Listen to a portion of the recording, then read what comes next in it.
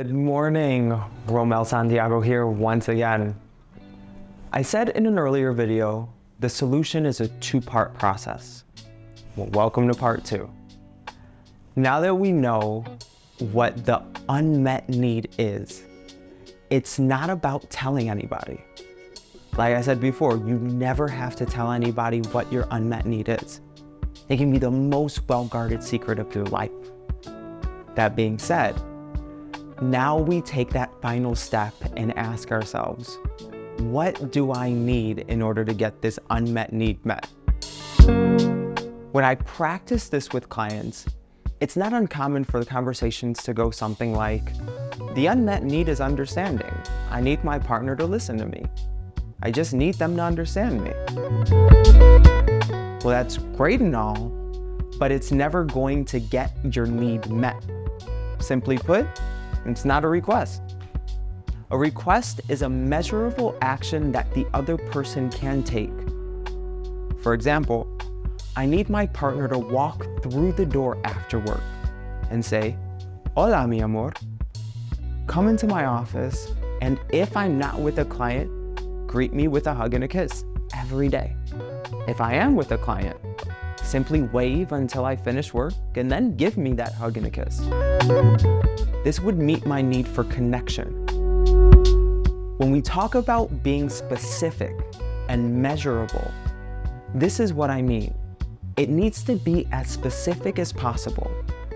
I could say I need my partner to first take off his shoes and then put his bag down, followed by get a full glass of water and bring that into my office before greeting me. This may meet a different need. But the idea behind this is the same. We need to first identify what is the unmet need and then ask ourselves, what specifically do I need in order to get that unmet need met?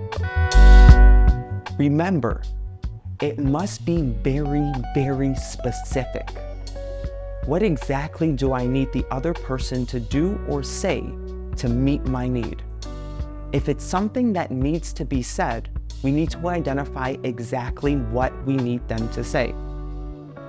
It won't mean as much, I hear all the time. Well, the reality is that the statement is really not all that accurate. It's not uncommon that this is a defense mechanism that is aimed at protecting us from that vulnerable part. At the end of the day, we may need our partner to say something along the lines of, "I love you, I'm committed to this relationship," especially if our unmet need is reassurance. This step is probably the hardest one because it requires us to know what we want and to express that while navigating all of that internal dialogue that's aimed at telling us the other person doesn't want or can't meet our needs. So practice this. What exactly is that you need in order to get that unmet need met?